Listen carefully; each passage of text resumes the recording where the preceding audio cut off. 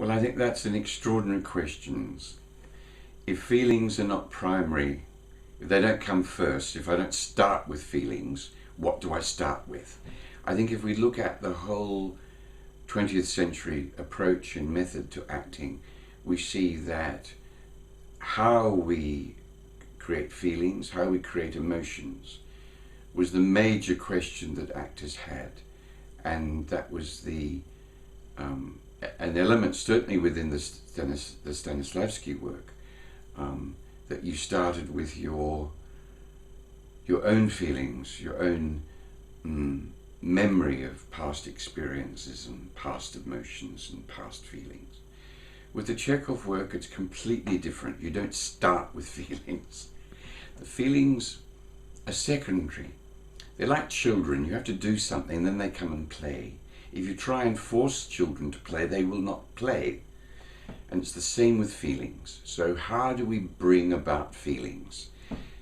We bring about feelings by creating a particular form. We create a form with the physical body. This is all psychophysical work, really. So if we look at physical, that means your physical body and its shape and form. And the form we put that body into influences our inner life. We can't get away from the fact that we're not just physical beings, physical bodies. We have an inner life. Call that inner life what you want. But it's full of thoughts, of feelings, and of will impulses, of memories and imaginations. All sorts of things the inner life contains. But when we actually do something different, we create a different form and shape with our physical body, this has an immediate effect upon our inner life. And for actors, the inner life and the physical body really must be very close. There must be a movement in one, like a thought in one, must come through the physical body. Because even in television and film, and particularly in the theatre, we need our physical body to express it. Take the physical body away, how do we know what people are feeling or thinking? We don't. The physical body is the medium, actually. And through that, its shape and form, the inner life begins to move. And that inner life then manifests within the physical. So this is like a chain reaction between the physical body and the inner life. So, for example, if I put my shoulders up, immediately something will happen with my inner life. I will feel tense. If I put them back, I will feel stronger. Or if I put them forward, I feel weak. And every part of the physical body in sympathy goes with that. So you can work with one part, I call it a bit of your physical body. You can just work with your lip, for example, the bottom lip. If you do that, then see how it's affecting my speech immediately, and everything changes. If I just lift my head a little bit, I feel a little bit superior or even arrogant. Or if I frown and look down to the right, maybe I'm thinking something from the past. If I look up to the left, that I'm trying to work something out. So all these things are terribly important. Feelings are secondary, not primary. The question is, what do we start with? We start with the physical form and shape of the physical body.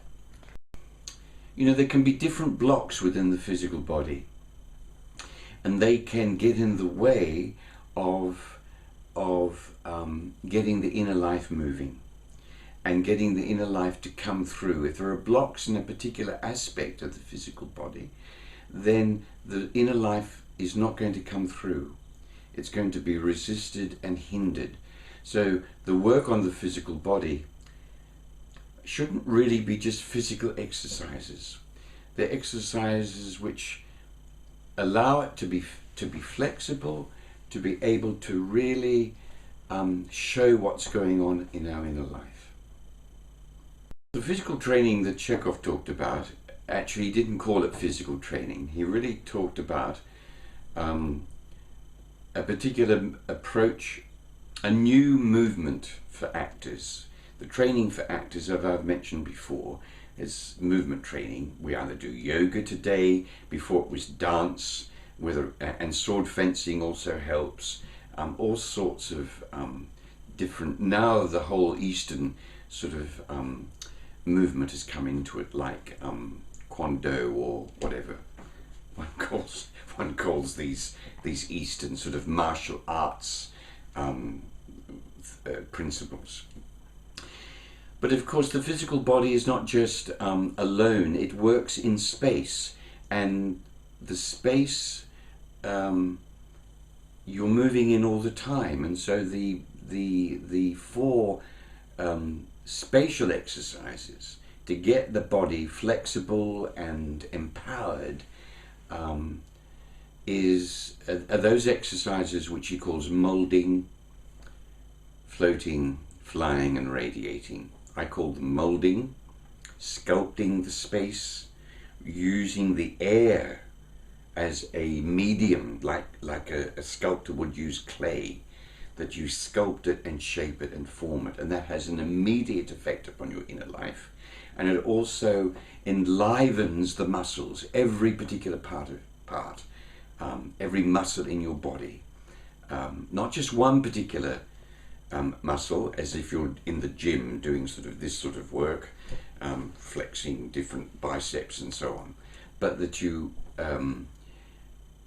that when you're working with the principles of the air and the relationship with the air, then every muscle comes into play.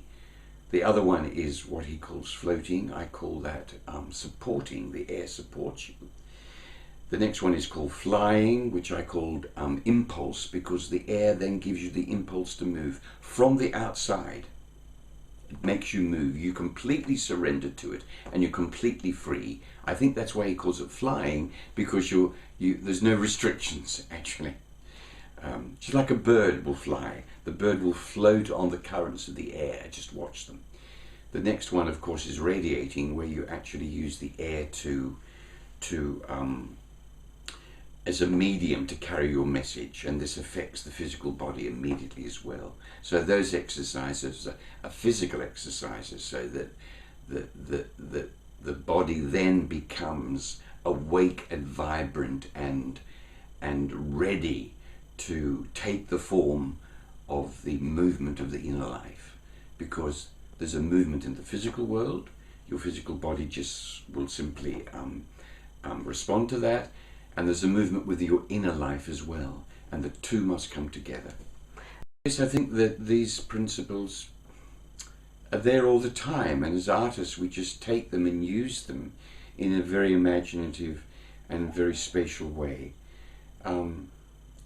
Everything is there, and as actors, it was the wonderful thing about Chekhov, that he didn't really invent anything. He just sort of uncovered things that were already there.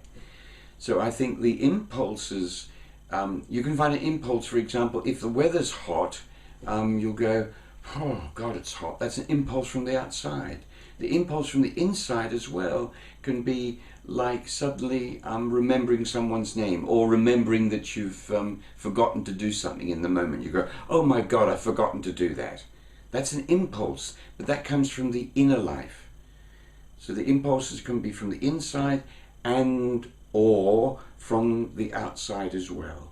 The impulse is also from your physical body, namely a pain, for example, when you go, oh God, this tooth is aching. Oh, that's an impulse in your physical body. It affects your inner life, of course, as pain. So these impulses are around us everywhere. I think actors are naturally awake and aware anyway, but I think that when we work with the Chekhov work, it makes us more conscious, more awake and more aware. It makes us more aware of our inner life, what's going on with our own feelings, with our own thoughts. That moment when a thought comes up which says, well, it's a thought feeling actually, which says, you're not good enough, you can't do this. Oh God, I'm nervous. Why am I nervous? I mustn't be nervous. just to notice what is that thought feeling that comes up. And once we notice it, we actually can control it even more. To be able to be conscious and to be aware of what's going outside, just using our senses to help us do that, the sense of sight, looking at different colors and different shapes, the blue of the sky, the color of the clouds, sensing the sounds that come to us through our sense of hearing, to be awake and aware of all those different things. Where are the sounds coming from? What is the quality of the sounds? Of smells, of taste, and certainly of touch. The